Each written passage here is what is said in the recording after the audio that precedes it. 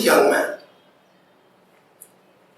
This young man had met defeat many a times in his life. He faltered here and there. When one day somebody came across him who had a great fame with the name of a guru. The man he met was a guru. He had won his name in some specific field of knowledge. Now this young man went to him and he said to the guru, Guru, I am broken, I am challenged, I have failed many a times in my life. But Guru, now I want to be like you. Guru, when he sees some conviction in the young man's eyes, he says, young man, if you want to be like me, come to the beach tomorrow at 4 a.m. Young man, he shows some quizzical looks on his face and he says, Guru, I just told you that I want to be like you. I didn't tell you that I want to learn how to swim. The young man, when has said what he wanted to, the guru looks into his eyes again and he says, young man, when you told me that you want to be like me, I understood you perfectly and plainly. And when I told you that come to the beach tomorrow at 4 a.m., there was a purpose behind it. So I say you again, if you want to become somebody like me, and if you want to break all these shackles of failures and defeats, come to the beach tomorrow at 4 a.m. When the young man sees quite conviction and seriousness in Guru's eyes, he says, yes, Guru, I will come to the beach tomorrow at 4 a.m. Why? Because I want to be somebody like you. Next morning, it was 4 a.m. and the young man reaches the beach. He sees at one side that the Guru was already there. He approaches the Guru, goes close to him, looks into his eyes and says, Guru, it is 4 a.m. I told you yesterday that I want to be like you, and I am telling you now that I want to be like you. Now Guru looks into the young man's eyes and he says, young man, if you want to be like me, start walking in the water. Young man looks at the Guru again and he says, Guru, didn't I tell you yesterday that I do not want to learn how to swim? I just want to be like you. Now the Guru says, young man, when you said it to me yesterday that you wanted to be like me and you did not want to learn how to swim, I then understood you perfectly and plainly. And even today when I came here, I had a perfect understanding that you wanted to be like me and you did not want to learn how to swim. But I say you now that if you want to be like me, start walking in the water. The young man looks into the Guru's eyes and he says that maybe there is no other way. And then he consulted his own heart and the heart said, young man, you really need to be like him. So please agree to whatever he says. Start walking in the water. Now when the young man has counseled with his own heart, he resigns to the Guru's will and starts walking in the water. In a few minutes, the water has reached the thigh height. Since the young man was not a swimmer, so it wasn't very easy for him to wade further into the crashing waves. So young man turns towards the Guru again and says, Guru, I told you yesterday that I wanted to be like you. And I told you yesterday that I'm very beaten up. I told you yesterday that I faced many failures. I told you yesterday that I am expiating for my life. I told you yesterday that I do not have a single ray of hope in my life. I told you yesterday that I wanted to be like you. And didn't I tell you yesterday that I don't want to learn how to swim? Didn't I tell you today that I want to be like you and I do not want to learn how to swim? Why are you asking me again and again to keep walking in the water? So when the Guru sees this thing from the young man, he shows more aggravated expressions on his face and he says, young man, who can make you like me? The young man says, you can make me like you. Guru says, if you think that I can make you like myself, then you have to accept what I say. And what do I say again? Start walking in the...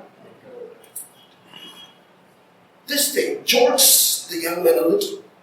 He shivers for a moment and starts walking further in the water. Very quickly, the water reaches the chest height. Now just imagine that you are a non-swimmer and the waves of the oceans are crashing against your chest. It makes it very hard for you to breathe, isn't it? Same was happening to that young man. He turns towards the Guru again. But till this time, another emotion has mingled out, right, with the first emotion, that he didn't want to go into the water. He turns towards the Guru again and he says, Guru, the water has already reached my chest height. Guru, I told you yesterday, I told you today, 2-3 times that I don't want to learn how to swim. I told you yesterday, I told you today that I want to be like you. Do you not want me to be like you? That's why you are sending me again and again in the water. The Guru notes in a note and he says, young man, I understood you yesterday. Young man, I understood you today. Young man, I even understand you now. How badly you really want to be somebody like me. But I tell you, the only way you can become somebody like me is to just accept what I say and is to just do what I command you. So what do I further command you? To start walking in the water. The young man says, Guru, I told you something yesterday, but I didn't tell you something yesterday and I didn't tell you something very important today. Guru says, what is that? Young man says, Guru, I do not really know how to swim. If I go any further, I may drown in the water. Do you still want me to go in the water?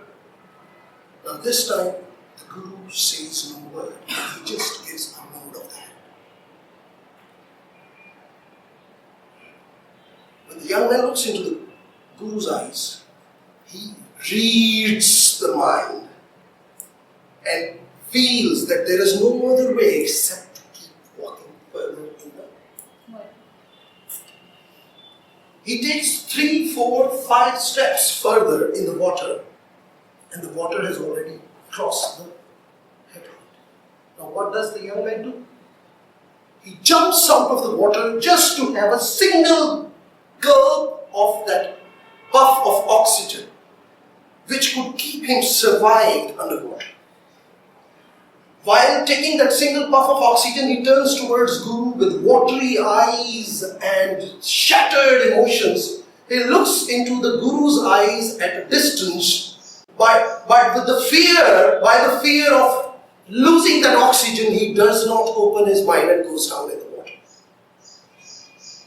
Goes into the water, consumes that single puff of oxygen, feels himself traveling close towards death. He jumps again, comes out of the water for another single puff of oxygen. Goes down again, consumes it. It happens 2-3 times. By the time the young man has consumed all his energy and is partially fainted, the Guru jumps into the water, goes close to him, clutches him from his hair and drags him onto the seashore, turns him upside down and does whatever is necessary to bring all that water out of him. In a moment or two, the young man shows some faint signs of life. When he opens his eyes, death seems lit clear in his eyes. The Guru can see some dreamy messages there. The Guru asks him, young man, when you were down there underwater, what were you thinking? In broken words, the young man says, Guru, the only thing that was there in my mind was, how can I possibly survive? The Guru asks him again, was there anything else that was there in your mind? He says, Guru, when I was there on the land and whatever the dreams I had forgotten now. All the worries and all the blessings. I had forgotten everything. There was only one thing in my mind, how could I possibly survive? Guru says, what else did you feel? He says, I also felt pressure.